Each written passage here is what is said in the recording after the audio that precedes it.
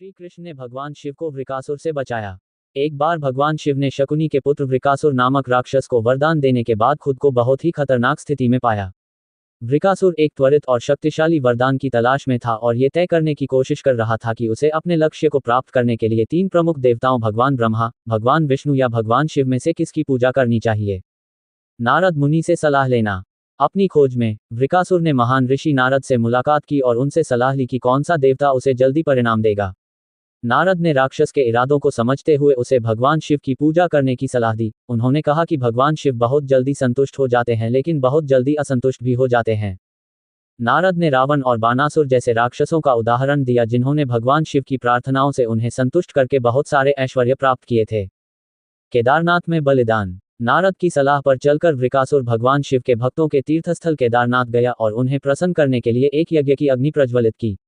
अपनी भक्ति दिखाने के लिए वृकासुर ने अपने शरीर से अपना मांस काटकर चढ़ाना शुरू कर दिया। ये पूजा का कार्य अज्ञानता का एक उदाहरण था, जैसा कि भगवद गीता में वर्णित है। निर्णायक मोड़। 6 दिनों तक कठोर तपस्या करने के बावजूद वृकासुर भगवान शिव को नहीं देख पाया। 7वें दिन हताश होकर उसने अपना सिर काटकर भगवान शिव को अर्पित करने का फैसला किया। इस समय भगवान शिव दया करके प्रकट हुए और राक्षस को आत्महत्या करने से रोक दिया। भगवान शिव ने वृकासुर की चोटों को ठीक किया और उसे कोई भी वरदान देने की पेशकश की जो वह चाहता था। घृणित अनुरोध। वृकासुर बहुत पापी था, उसने किसी के भी सिर को छूकर उसे मार डालने की शक्ति मांगी। इस अनुरोध के पीछे की बुरी मंशा को समझते हुए भी भगवान शिव ने अपने वचन से बंधे हुए वरदान दे दिया। वृकासुर ने तुरंत इस शक्ति का उपयोग भगवान शिव को मारने और उनकी पत्नी पार्वती को अपने निजी आनंद के लिए छीनने के लिए करने का फैसला किया। भगवान शिव खतरे में। खतरे को भांपकर भगवान शिव वृकासुर से भाग निकले, विभिन्न ग्रहों की यात्रा की, अन्य देवताओं से मदद मांगी, लेकिन कोई भी उन्हें बचा नहीं सका। अंत में वे बाहरी ऊर्जा के प्रभाव से परे श्वेतद्वीप में भगवान विष्णु के पास पहुंचे।